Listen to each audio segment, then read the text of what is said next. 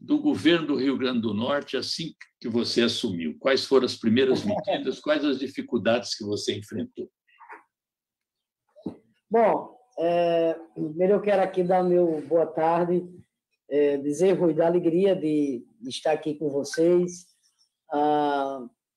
Você sabe do carinho que eu tenho por você, Rui Falcão.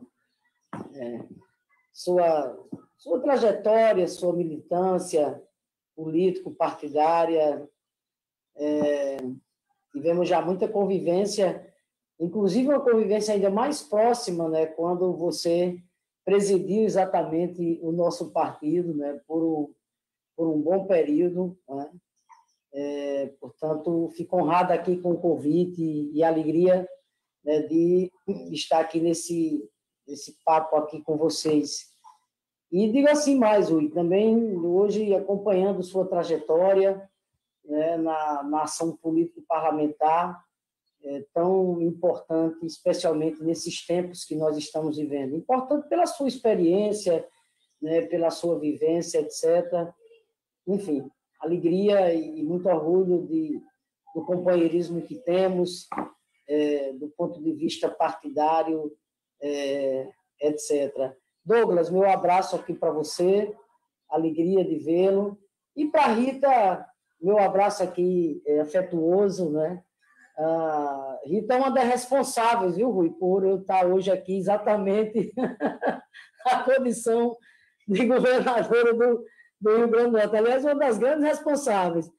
Mas eu digo isso, claro, para, por dever de justiça, homenageá-la, né, pela excelente profissional que ela é, né, pela competência de Rita, a atuação dela, né, no campo da comunicação, no campo do jornalismo, e como você mesmo mencionou, inclusive com essa experiência exitosa que ela tem, né, na campanha política, eu sou exatamente uma prova disso, né?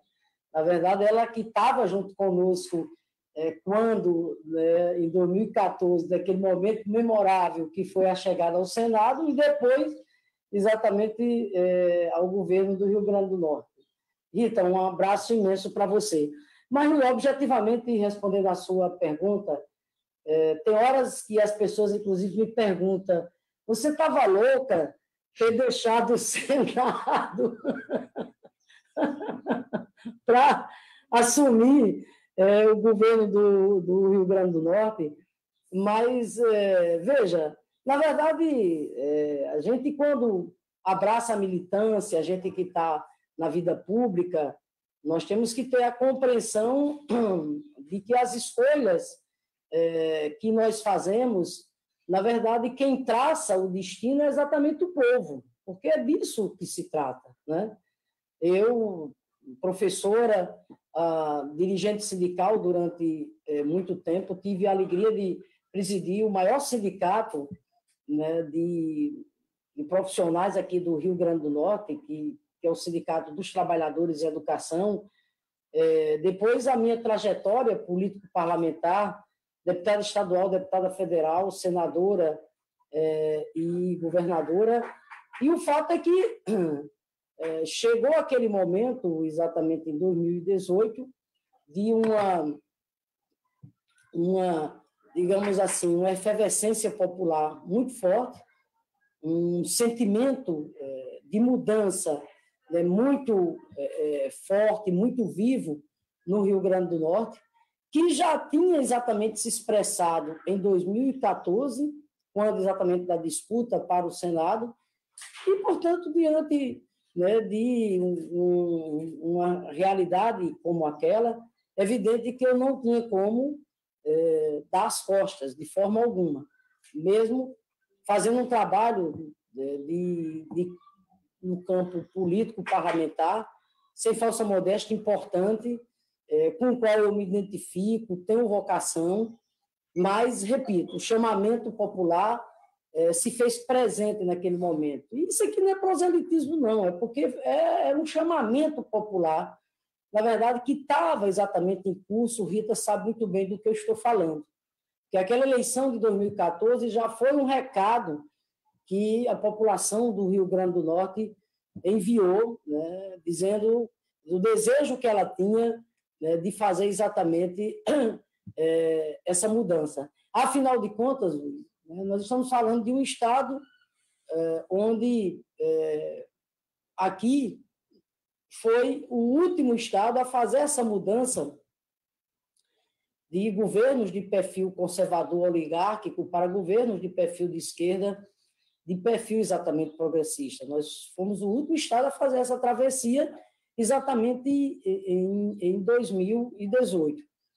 E foi um momento memorável, né? Muito bonito mesmo, de toda a trajetória nossa, de toda a história política do nosso partido, enfim, do campo das forças de perfil democrático e popular no Rio Grande do Norte, porque é ali que se dá exatamente a quebra desse paradigma. Às vezes eu fico exatamente pensando, né, quer dizer, durante décadas, o governo aqui do Rio Grande do Norte tinha exatamente como destinatário os representantes, né, digamos, do chamado poder econômico, tinha como destinatário, na verdade, os filhos diretos, né, do poder oligárquico conservador aqui do nosso Estado. Então, foi uma mudança realmente muito significativa. De uma hora para outra, quer dizer, aparece o quê? Uma professora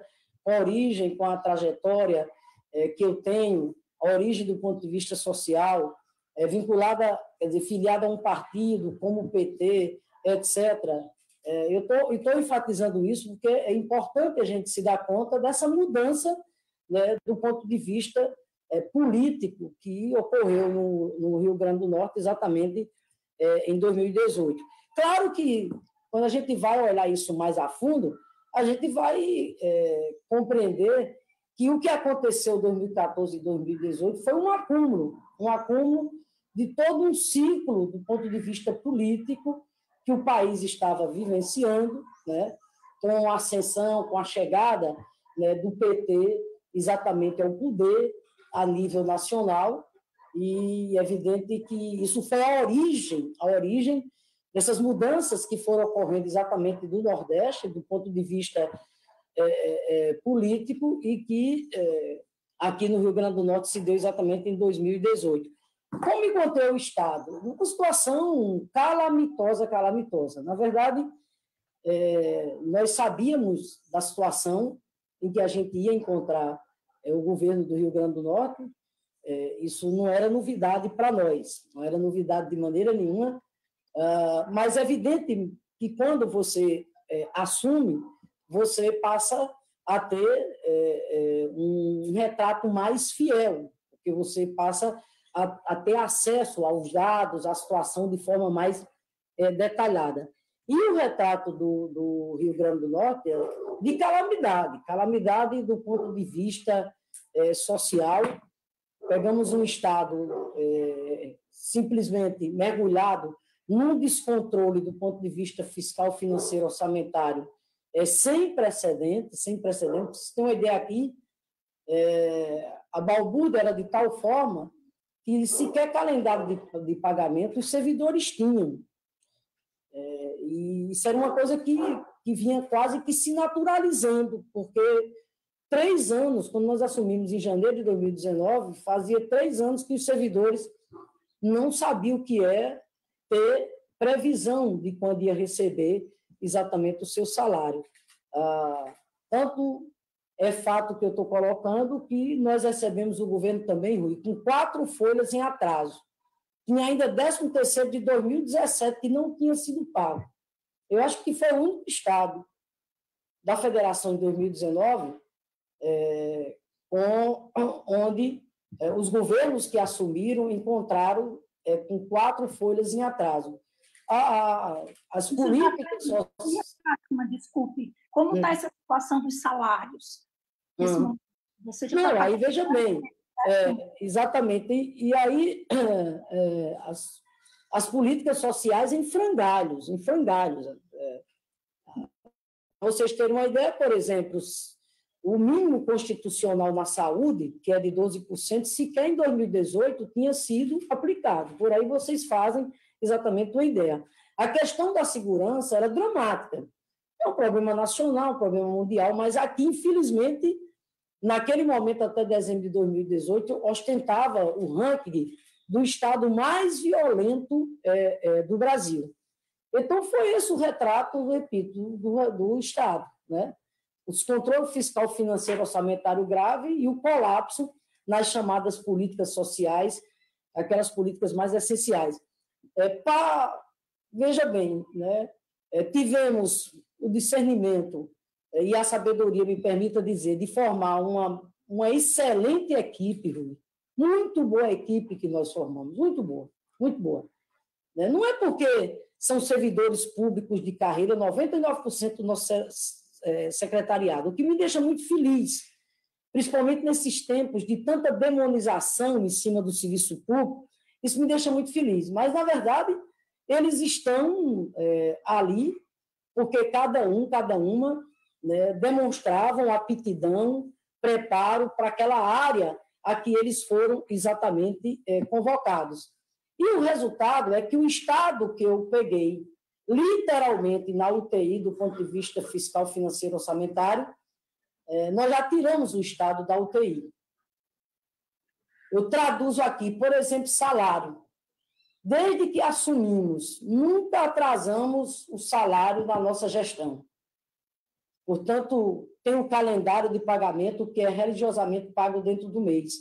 E as contas em atraso que nós herdamos, das 4 folhas, nós já estamos quitando a terceira folha. A terceira folha.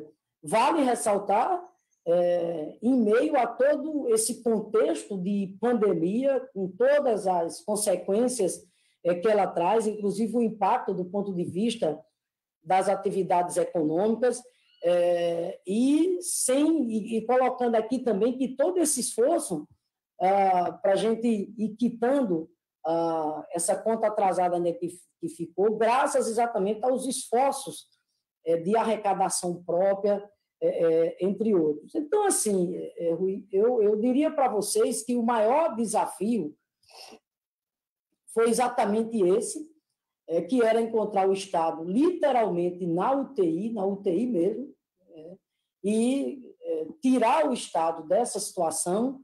E hoje o Estado, né, repito, ele está se reorganizando do ponto de vista da sua vida financeiro, orçamentário, ao mesmo tempo, né, em que nós estamos, né, avançando do ponto de vista do Estado cumprir com as suas funções sociais básicas, etc., mesmo diante desse contexto de pandemia que nós vamos exatamente conversar com vocês. Um governo que tem se ancorado, como não podia ser diferente, né, no diálogo, né, realmente é um governo que tem o diálogo constante, né, com a sociedade, com seus diversos segmentos. Na verdade, é um governo que governa com o povo. Isso pode parecer slogan, mas aqui é ato, é exercício, é atitude. Isso dá trabalho, porque a democracia dá trabalho mesmo. Mas esse é o caminho, evidentemente, é o caminho desejável, é o caminho exatamente saudável para que a gente possa realmente ser fiel àquilo que o nosso partido tanto defende, do ponto de vista de princípio, de conceito, que é um governo com participação popular, um governo com participação da sociedade. Então, nós temos hoje no Rio Grande do Norte o primeiro governo de perfil popular, o governo de perfil de esquerda, de perfil progressista. De fato, ele se traduz mesmo à luz de como o governo realmente trabalha. Então, esse é o desafio maior, Rui. Só voltando para um tema agora que você mencionou, que é um tema bem atual, você falou da questão da segurança pública, que o Rio Grande do Norte era o estado mais violento do país. Nessa movimentação toda agora de ameaça de motim em alguns estados, crescimento da violência em outros, como é que é a relação do governo do Rio Grande do Norte, da sua relação como governadora com a corporação policial e as medidas com relação à segurança pública. Atumar, queria só complementar a pergunta do Rui, para você falar para a gente também como é que vai ser essa experiência, o que você espera dessa experiência que vocês acabam de firmar com o consórcio do Nordeste, né? Que vocês vão também pela segurança. A gente gostaria de saber. Exatamente. Exatamente, Rita. Começo por aí. Nós ontem, Rui, o consórcio Nordeste ontem, nós oficialmente ontem instalamos a Câmara Técnica que vai tratar das ações integradas no âmbito da segurança na região Nordeste. Ou, precisamente, nós estamos dando o nome de Força de Segurança Integrada a nível do Nordeste. E a partir exatamente, né, desse fato, que é essa Força de Segurança Integrada do Nordeste, que eu quero exatamente falar da realidade da segurança aqui no Rio Grande do Norte, né? Como eu mencionei, era uma das áreas, né, de maior calamidade, muita calamidade mesmo, muita mesmo. Os indicadores do ponto de vista da violência aqui no Rio Grande do Norte eram assustadores, isso tudo medido pelo trabalho meritório do Fórum Brasileiro de Segurança Pública, e o Rio Grande do Norte aparecia exatamente como o estado mais violento do Brasil.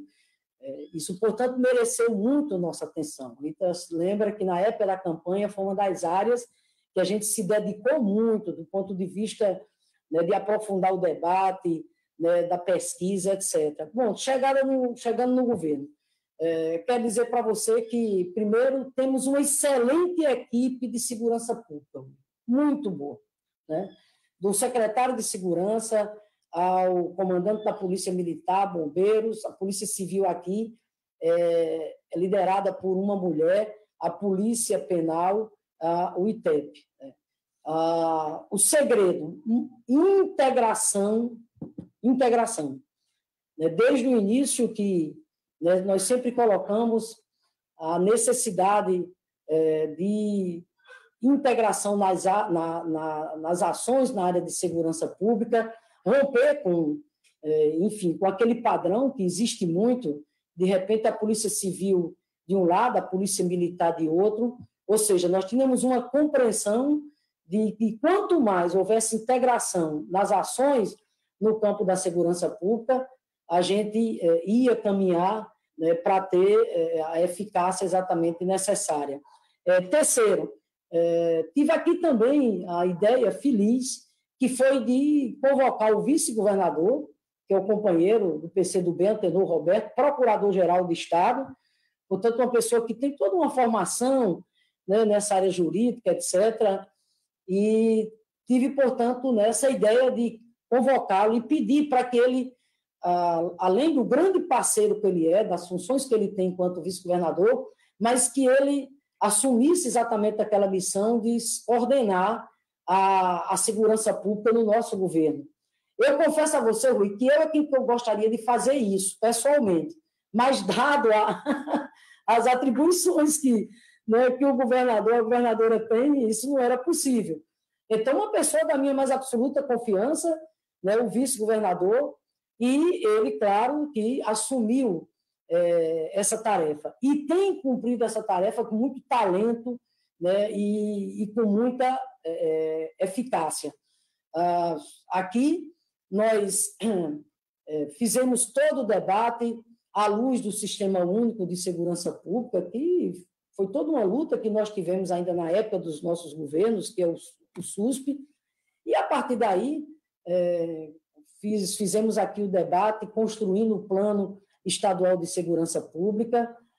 Desde o início do governo, que nos deparamos, o que era previsível, com a insatisfação muito grande por parte das corporações, uma vez que estavam há anos sem ter nenhuma ação do ponto de vista de valorização salarial, de valorização profissional. O déficit de agentes de segurança aqui no nosso estado, eu acho que talvez fosse um dos maiores do país, Rui. Você tem uma ideia? Aqui levaram 15 anos para fazer concurso para soldado. 10 anos que não faz concurso para a Polícia Civil. Então, com base nessa realidade toda, apesar de todas as dificuldades do ponto de vista das limitações fiscal, financeiro, orçamentário, mas nós enxergamos naquele momento que nós tínhamos que estabelecer uma prioridade, considerando, claro, o caráter estratégico que tem a questão da segurança pública, né?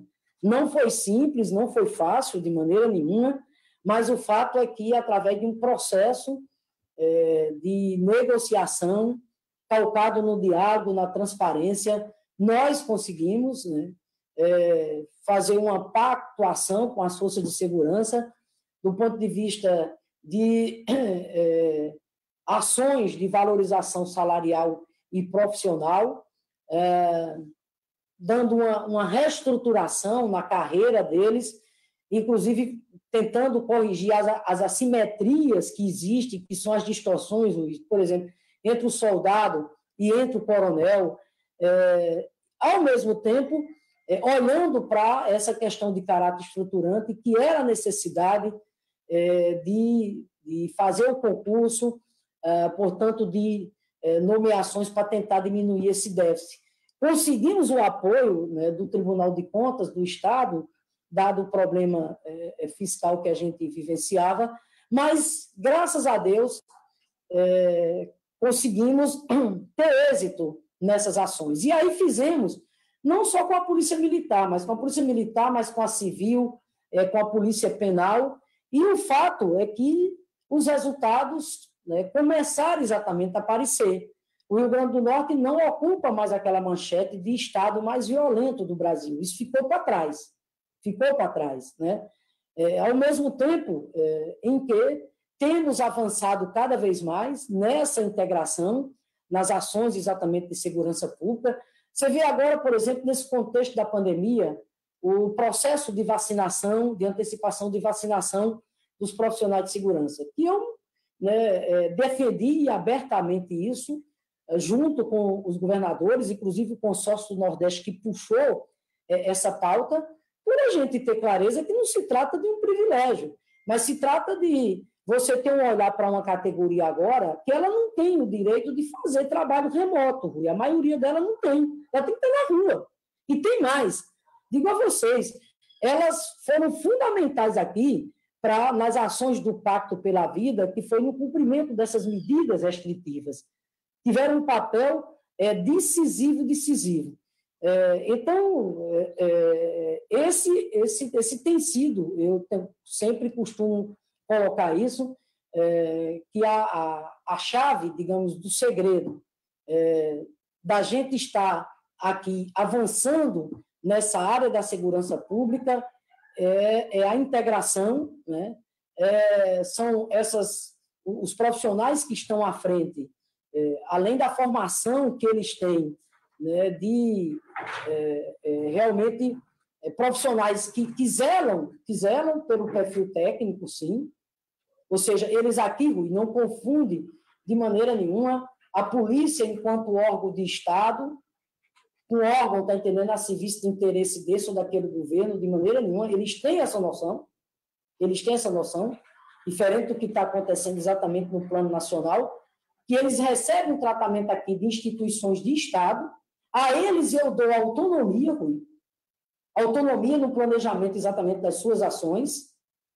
Agora, evidentemente, sem abrir mão de jeito nenhum da minha liderança, daquilo que a Constituição me confere, que é chefe maior das forças de segurança exatamente do nosso Estado. E, evidentemente... Governadora, sim. Só uma questão ainda dentro dessa exposição que você estava fazendo sobre a questão da segurança pública. Nas primeiras experiências que a gente teve no governo federal, do PT, foi concebido o Fundo Nacional de Segurança Pública exatamente como uma forma de coordenar a execução de programas, porque para acessar o fundo, né, os governos estaduais tinham que ter determinados tipos de compromisso. Eu pergunto se no consórcio essa parte do financiamento da segurança pública tem algum desenho parecido com isso, quer dizer, centralizado, unificado, ou cada unidade faz a sua, enfim, faz a sua estrutura de financiamento. E aí aproveito também para te perguntar o seguinte, que a gente teve, ainda no âmbito do consórcio, né, a gente teve a notícia, recentemente, da aquisição da vacina Sputnik V pelos estados, né, do consórcio Nordeste. Inclusive, estima-se 37 milhões de doses a serem integradas no Plano Nacional de Imunização. E aí é que está o problema. Essa integração, no que se refere, por exemplo, aí ao estado do Rio Grande do Norte, qual seria o montante das vacinas para o Rio Grande do Norte e como é que está o cronograma para a utilização das vacinas aí, dentro desse contexto? Veja bem, Douglas, primeiro com relação à questão da Câmara Técnica da Segurança Pública, né? A nível do consórcio Nordeste. E, na verdade, essa Câmara Técnica da Segurança Pública, eu acho que já é a quarta Câmara Técnica que nós estamos instalando. Nós já temos uma na área da agricultura familiar, nós temos uma Câmara Técnica também na área da assistência social. Na verdade, o consórcio Nordeste é uma bela experiência, né? Uma bela experiência porque ele, de um lado, ele tem a sua representação do ponto de vista político, que aí é o Fórum dos Governadores, e ele tem a sua representação do ponto de vista, digamos assim, mais do caráter técnico, que é o debate, a busca exatamente de integração dessas ações e, consequentemente, a gente avançar cada vez mais na troca de experiências, que é o próprio consórcio Nordeste. Então, por exemplo, no caso da segurança pública, a Força de Segurança Integrada a nível do Nordeste, o que é que nós pretendemos com isso? É articular as políticas públicas, as estratégias nessa área de segurança para que a gente possa avançar cada vez mais, né? E aí, Douglas, respondendo a você, nós estamos nos inspirando, Rui, no SUSP. Eu tenho dito aqui que a gente não precisa inventar a roda. O Sistema Único de Segurança Pública, ele foi fruto do debate acumulado que nós fizemos ao longo dos 13 anos que nós tivemos à frente, né, dos destinos do país. Embora tenha sido uma área onde, infelizmente, a gente não avançou o quanto nós gostaríamos. Mas está aí, está o SUSP. Então, na verdade, inspirados exatamente no SUSP, o que é que nós estamos fazendo aqui? Vamos criar como uma espécie de um sistema único de segurança pública a nível do Nordeste. O fundo que você fala, Douglas, por enquanto, a ideia, por enquanto, ainda está naquele patamar de cada estado tem o seu fundo estadual de segurança pública. Na verdade, o mais importante para nós aí é como é que a gente pode racionalizar, otimizar recursos do ponto de vista desse trabalho. Por exemplo, a questão das fronteiras, a questão do combate ao crime organizado, a questão do tráfico, né? Até em matéria, por exemplo, de equipamentos. Digamos que a Paraíba, que a Bahia tem equipamentos, vamos falar aqui, por exemplo, dar um exemplo de aeronaves, né?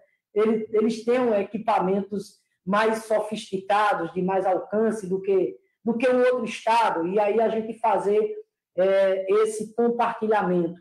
Mas eu acho que o mais importante com isso, repito, essa Câmara Técnica, esse grupo de trabalho, para cada vez mais integrar as ações de segurança pública no âmbito da região Nordeste, com foco, né, no enfrentamento à criminalidade, ao crime organizado, à questão do tráfico, com foco da gente avançar cada vez mais nas ações de proteção, de segurança da população. Eu acho que o mais importante disso é o recado que a gente está passando para a população, do quanto nós priorizamos a questão da segurança pública, valorizando exatamente as nossas instituições, portanto, indo exatamente na contramão do que está acontecendo a nível nacional, com toda essa sanha autoritária, esse perfil autoritário que o governo a nível nacional tem, inclusive de trazer a politização para as forças policiais, inclusive com reflexos já extremamente danosos que é o bolsonarismo, né, se inserindo nos movimentos, né, dos policiais pelo Brasil afora. O que aconteceu no Ceará, aquilo foi muito trágico aquilo. Naquele momento, inclusive, a gente vê um agente de Estado, como foi o próprio ministro da Segurança à época, né? Eu não vou nem falar o nome dele, né? Esse que finalmente agora, né, está sendo acusado de suspeição, mas na época, então, o ministro de Justiça foi bater lá no Ceará, não para chegar lá e exercer o papel de mediação, mas, infelizmente, foi para estimular cada vez mais aquele motim, né, que aconteceu lá no Ceará naquele período. Então, eu acho que, agora, recentemente, o episódio da Bahia, então, eu acho que essa iniciativa nossa, ela é muito pertinente diante desse contexto, quando a gente vê essa sanha autoritária, né, do governo a nível nacional, querendo, inclusive, controlar as polícias estaduais. Imagina, né? Então, daí, repito, a importância, né, desse trabalho que é a gente avançar do ponto de vista de uma força de segurança integrada no Nordeste. E quem vai ganhar com isso é o povo, né, Rui? É para eles que a gente está exatamente trilhando esses caminhos. É para isso.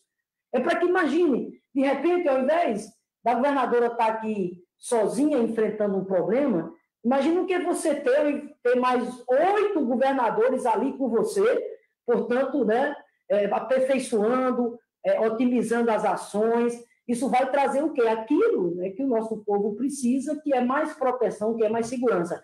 A vacina Sputnik, olha, aí, mais outro capítulo desse contexto de pandemia que nós estamos vivendo, né, porque dentre as tragédias, né, que o país vive no contexto da pandemia, uma delas é exatamente a irresponsabilidade com que o governo federal tratou o Plano Nacional de Vacinação. Isso é muito, muito doloroso, porque, de fato, o governo falhou, e falhou feio, né, na aquisição de compras de vacinas, enfim, em dar a sustentabilidade que um Plano Nacional de Imunização precisava, levando em consideração uma pandemia dessa magnitude.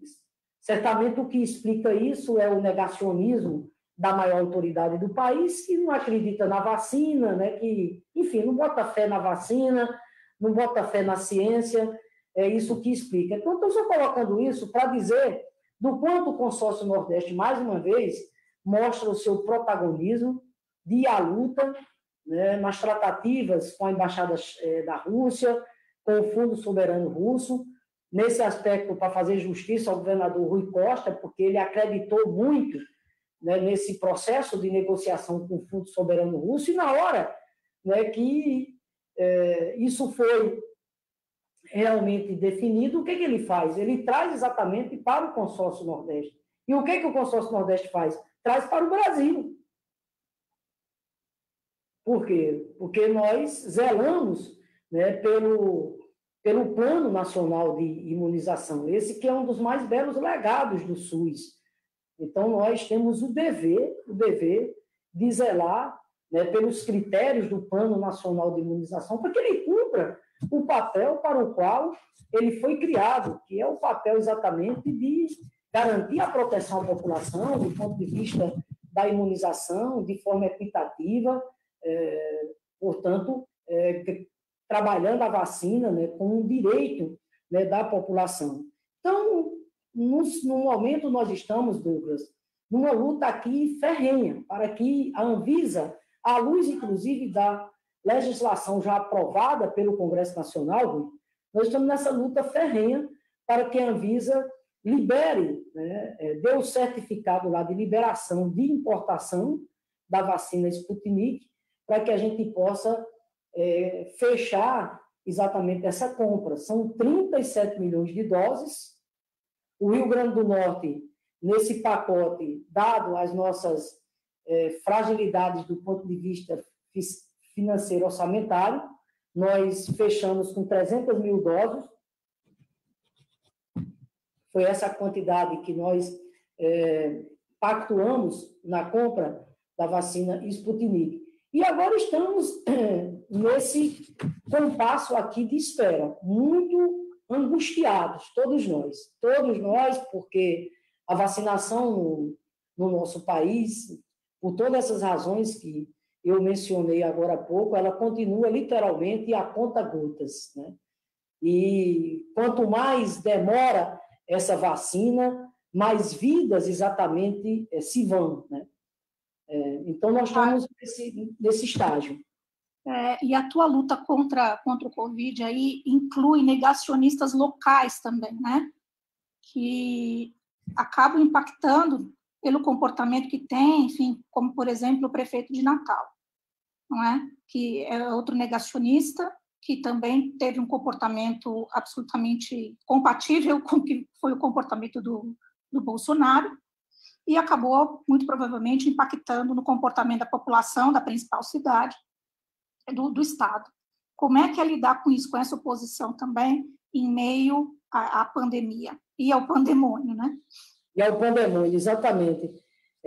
Veja, é um desafio imenso, porque eu, às vezes, fico exatamente me perguntando, pegar o Rio Grande do Norte na situação que eu peguei, inclusive com o SUS colapsado, e ainda me deparar com uma pandemia dessa magnitude, olha, exigiu de nós, né, muito esforço, muita capacidade de ação, porque nós estamos vivendo literalmente tempos de guerra. E eu lembro, Rui, que em 2020, o ano passado, estava na quarta-feira de cinzas, e eu tenho uma conversa com o nosso secretário aqui, doutor Cipriano, e quando ele me dizia do que estava exatamente por vir, e ao mesmo tempo eu olhava para a fotografia de como é que era o SUS no Rio Grande do Norte, eu não tive dúvida que naquele momento nós tínhamos que imediatamente criar uma força-tarefa dentro do governo. Criar uma força-tarefa, e foi isso que nós fizemos.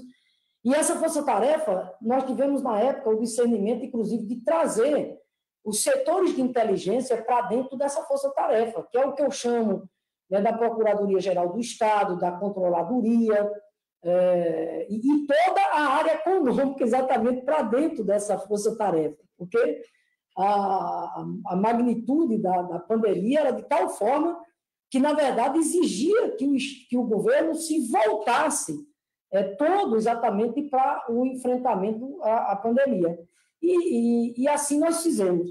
Outra coisa aqui importante foi, mais uma vez, né, se amparar no diálogo com a sociedade. Aqui nós criamos, dentro do contexto da pandemia, as ações que a gente chamou Pacto pela Vida. O que é o Pacto pela Vida? Por exemplo, é uma rede de 855 leitos que nós instalamos ao longo desse período. O que é o Pacto pela Vida? São as ações, por exemplo, no campo da assistência social, né? São as ações do ponto de vista no campo da educação, ou seja, a ideia do Pacto pela Vida era dizer à sociedade que era preciso todo mundo chegar junto, os demais poderes, as prefeituras, o setor produtivo e os trabalhadores. Eu estou fazendo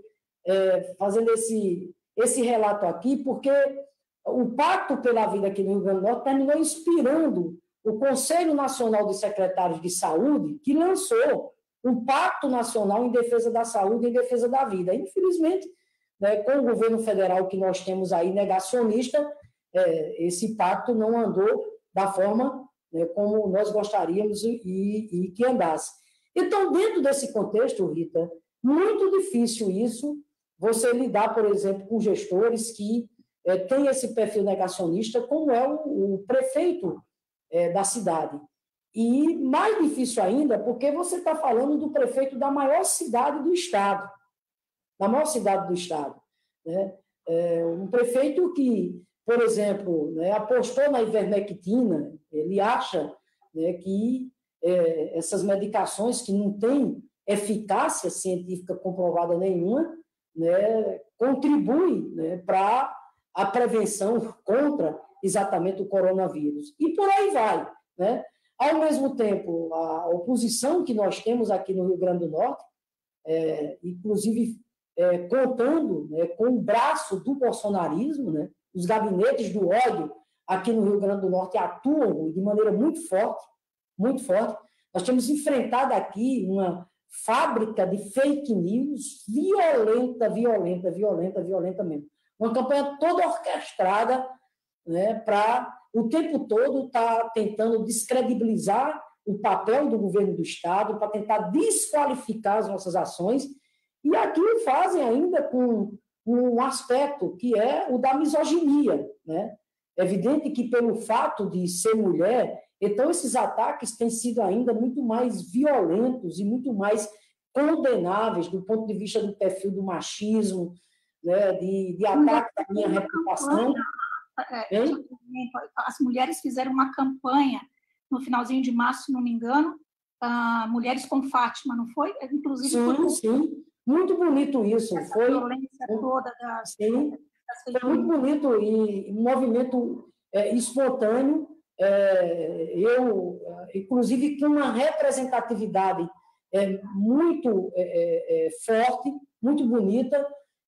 Foram mais de 300 mulheres fizeram esse ato, inclusive eu não tinha conhecimento, mas foi um ato muito bonito. Bonito porque, de repente, as mulheres se tocando que, para além de ser Fátima ou ser Maria, para além de Fátima ser do PT ou não ser do PT, mas as mulheres se tocando para o fato de que, exatamente por ser uma mulher, Douglas, que está exatamente à frente dos destinos do Estado do Rio Grande do Norte nesse exato momento, é que ela estava sendo muito mais atacada, enxovalhada, tá entendendo? Na sua história, na sua reputação. Então, isso foi muito, muito bonito mesmo, muito bonito. Esse movimento, inclusive, continua, viu, Rita? O movimento continua firme, né? Continua forte, porque nós não vamos baixar a cabeça de maneira nenhuma. É claro que esses ataques a mim também se somam a toda a insatisfação, né, de parte, né, da elite aqui do Rio Grande do Norte, conservadora, que não se conforma até hoje, de maneira nenhuma, ver, né, uma professora com a origem que eu tenho, né, de repente chegar ao posto de governo do Estado. Então, assim, vou dar a palavra a você, Rui. Então, eu diria que não tem sido fácil, porque a pandemia ela exige muitos sacrifícios. E o sacrifício maior, pelo amor de Deus, é a vida, né?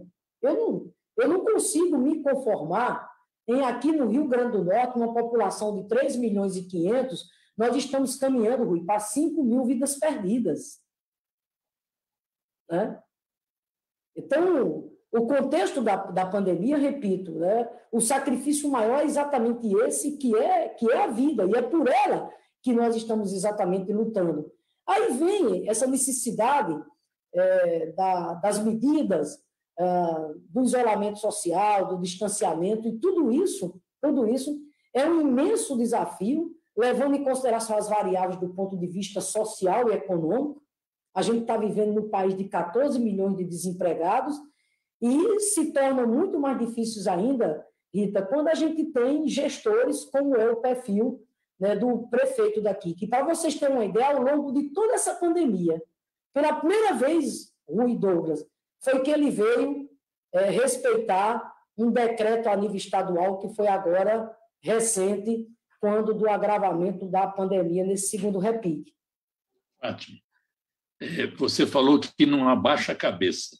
Nada de abaixar a cabeça. A gente sabe disso. O presidente Lula também não abaixou a cabeça. Não trocou a sua liberdade pela sua dignidade. E nós temos hoje um quadro que animou todo mundo, no Nordeste, no Sul, no Norte, que é a restituição dos direitos políticos para o presidente Lula. Não é definitivo ainda, nós somos muito esperançosos, e o presidente Lula, desde então, não fala em candidatura. Junto com o PT, ele está defendendo vacina para todos e todas, auxílio emergencial de R$ 600 até o fim da pandemia, para as pessoas terem renda, emprego, apoio às pequenas, médias e microempresas para manterem seus trabalhadores, mas todo mundo sabe que há uma aspiração nacional para que ele venha a ser candidato em 2022. Como 2022 é precedido por 2021, nós estamos nos concentrando nessas bandeiras e na tentativa de encurtar o mandato do genocida. Mas é inevitável que aí no Rio Grande do Norte, até pelo trabalho que você está fazendo, eu tenho que fazer uma pergunta que não é só minha. Como é que está a sua preparação junto a todo esse trabalho, junto a tudo que você tem que cuidar, que é mais importante, essa expectativa que as pessoas têm do povo para que você fique mais 4 anos e a elite que não quer que você fique mais 4 anos. Como é que está isso aí? Fale um pouco para nós, sem fala de política, fala da Fátima, aquela que a gente conhece, que é verdadeira, que falou que não é governo popular só, é governo de esquerda. Você não vai fugir dessa resposta aqui. Tem 3 jornalistas te apertando aqui. Apertando, é verdade. Pois olha aí, Rita, está vendo, Rita?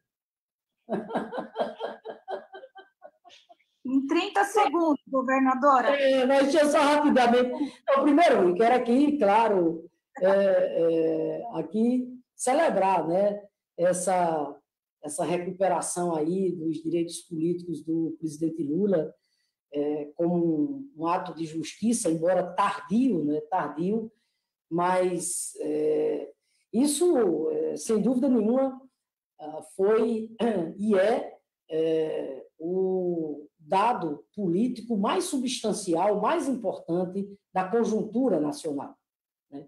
Primeiro, repito, né, do ponto de vista da pessoa, do cidadão que ele é, a humilhação a que ele foi submetido, as injustiças a que ele foi submetido, sendo ali condenado sem provas, a perseguição político-judicial que houve. Claro, tudo isso na esteira, né, do ataque à democracia em 2016, com aquela farsa que foi exatamente a cassação do mandato da presidenta Dilma, e eu vivi intensamente, ainda na época, ali enquanto senadora pelo nosso Partido dos Trabalhadores. Então, primeiro, celebremos isso. Segundo, eu acho que o presidente Lula está corretíssimo, né? A liderança que ele exerce, a credibilidade que ele tem perante o povo brasileiro, o prestígio que ele goza perante a comunidade internacional. Então, todas as energias do presidente Lula têm que estar voltadas para o que ele está fazendo agora, né? Ele está fazendo agora, que é o agora, é o imediato, que é pensar, né, nas alternativas urgentes, né, para salvar vidas, né, para acudir o nosso povo do ponto de vista da proteção social.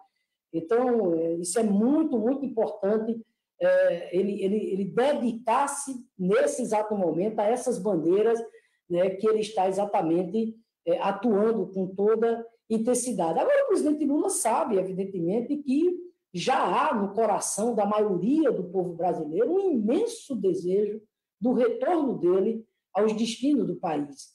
E eu acho, Rui, que esse destino vai se materializar. Eu acho que ele vai se materializar exatamente em 2022 com o retorno do presidente Lula à condição de presidente desse país.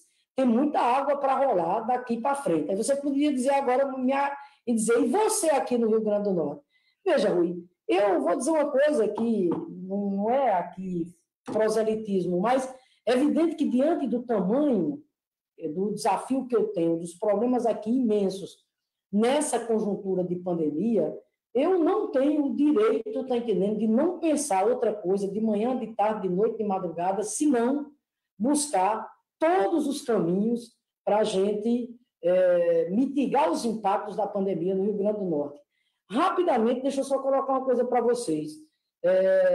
A nossa equipe é uma equipe muito boa, com visão de planejamento, de preparo. Veja, em 30 anos do SUS, nós temos a maior rede de instalação de leitos no Rio Grande do Norte.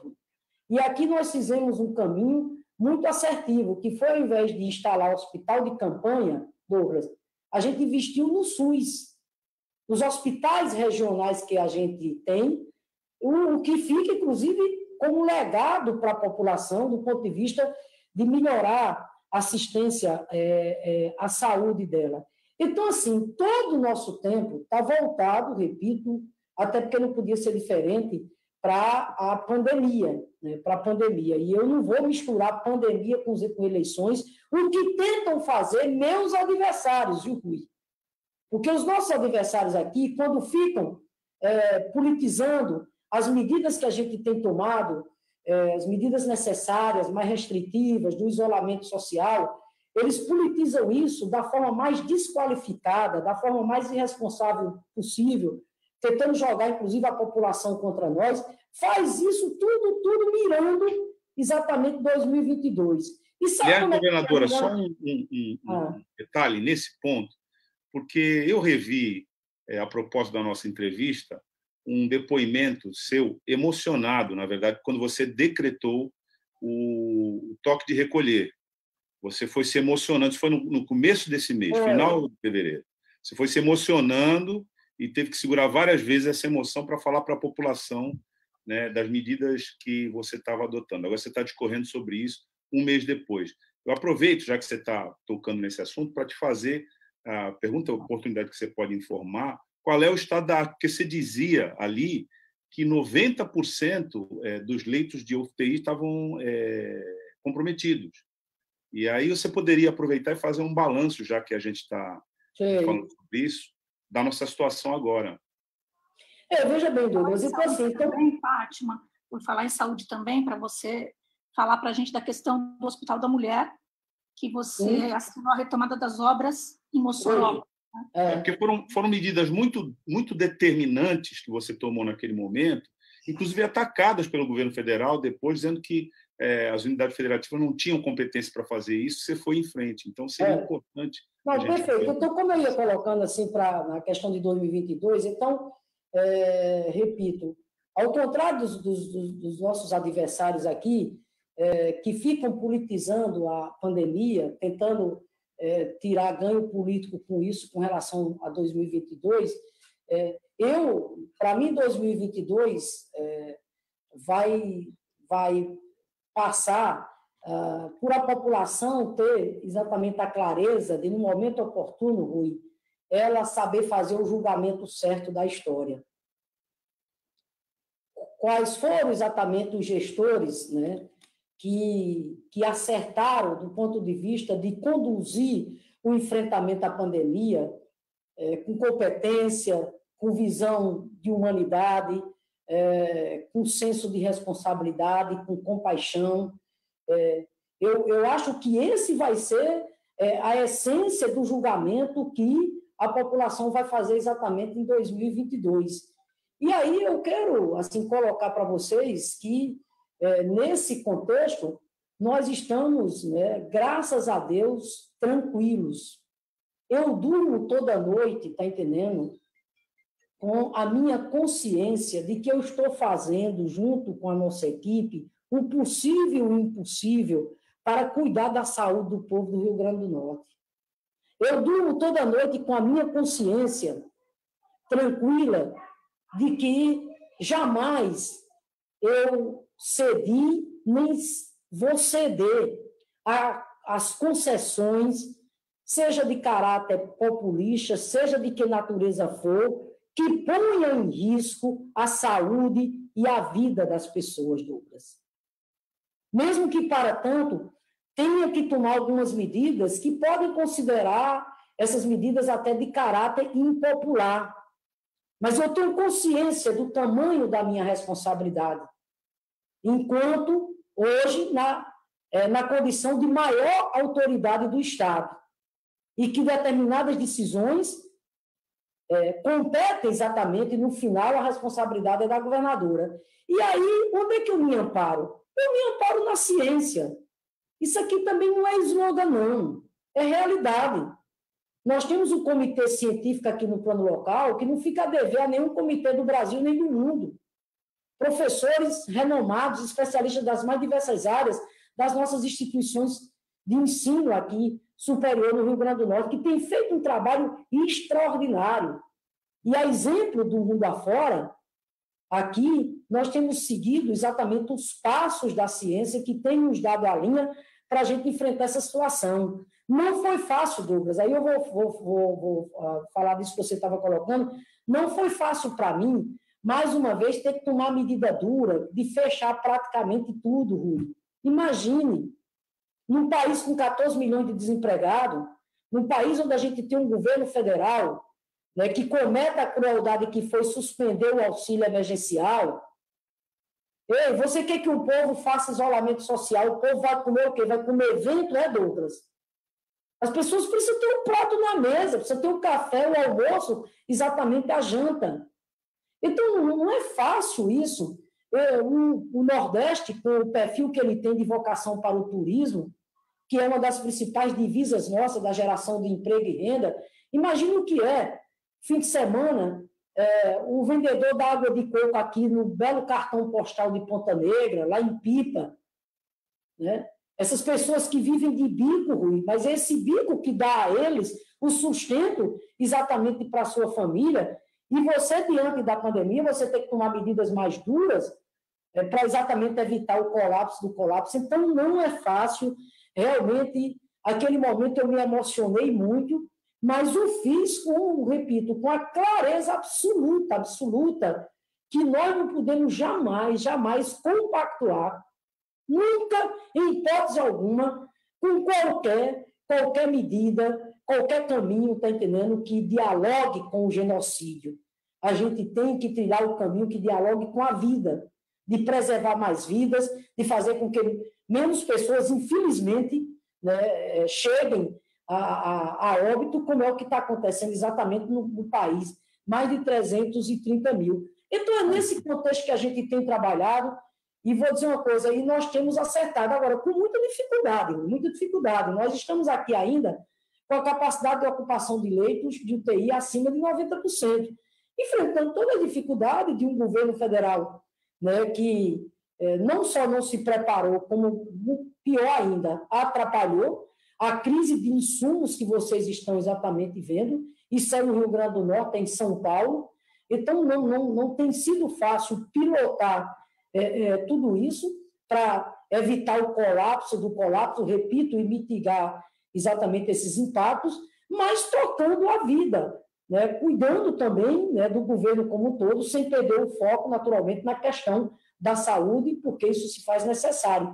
E é nesse contexto, como o Rita falou, que hoje, só rapidamente, eu tive uma alegria muito grande, porque na condição da única mulher governadora do Brasil, dei a ordem de serviço hoje, Rui Falcão, para a gente construir um hospital aqui. Vai ser o maior equipamento de saúde do Rio Grande do Norte. E esse hospital, Rui, é o Hospital da Mulher. Ele tem exatamente o perfil voltado para o atendimento às mulheres, desde a questão do centro de obstetrícia, a questão do parto humanizado, a questão das ações para dar suporte às mulheres vítimas de violência, enfim. Vai ser um hospital referência, são 104 milhões de reais que nós estamos investindo, ele tem data para ser entregue, que vai ser junho do ano que vem, isso tudo feito dentro de um modelo de governança com as nossas universidades, Rui. O hospital vai servir de campo de estágio para os nossos estudantes de medicina, da Universidade do Estado, bem como da Universidade Federal e também, né, da iniciativa privada. Então, eu fiquei muito feliz, Rita, hoje, muito feliz, porque esse era um dos compromissos de campanha desse primeiro mandato, que, se Deus quiser, nós vamos cumprir. E hoje, dizia mais, que da ordem de serviço para a construção desse hospital, você tem uma ideia da magnitude dele, serão 163 leitos, Rui. 163. Com essa boa notícia, nós somos obrigados a encerrar o nosso programa, que ele tem hora, mas eu quero dizer uma última coisa para você. Sentimos muito sua falta em Brasília, mas há pessoas aí que nos representam muito bem também, como é o caso do senador João, que teu suplente, João Paulo Prats, e também da nossa deputada federal, a Natália Bonavides. São pessoas que honram a representação popular do Rio Grande do Norte. Eu quero, então, Fátima, em nome aqui da equipe do Manifesto Petista, te agradecer muito mesmo. Ficamos felizes de ver quanta coisa, com todas as dificuldades, você está conseguindo realizar no Rio Grande do Norte. É o modo petista de governar em ação, uma prefeita popular, de esquerda, que tem compromisso com a população, que não baixa a cabeça, e por isso nós deixamos aqui, em nome do Manifesto Petista, da Rita, do Douglas, do Walter Pomar, do Genuíno, um abraço, boa sorte, estamos juntos. Olha, primeiro dizer que, mais uma vez, da minha alegria, viu? Participar aqui dessa edição do Manifesto Petista, meu abraço aí para Genuíno, para Pomar, e dizer o seguinte, Rui, você falou 2022, eu vou dizer uma coisa para você. Quanto mais se aproxima 2022, e mais eu vejo essa onda de ataques, de calúnias, esses adversários aí desesperados, tá entendendo? Para tentar exatamente nos tirar do poder, mas eu quero dizer que quanto mais eu vejo esses ataques, mais cresce em mim exatamente a vontade da gente dar continuidade a esse trabalho sério e dedicado que nosso governo vem fazendo. E que eu não tenho nenhuma dúvida que os rumos de 2022 serão novamente definidos através do voto livre, soberano e consciente do povo potiguar, como foi em 2018. Quem viver, verá. É isso aí, fora Bolsonaro. Um beijo.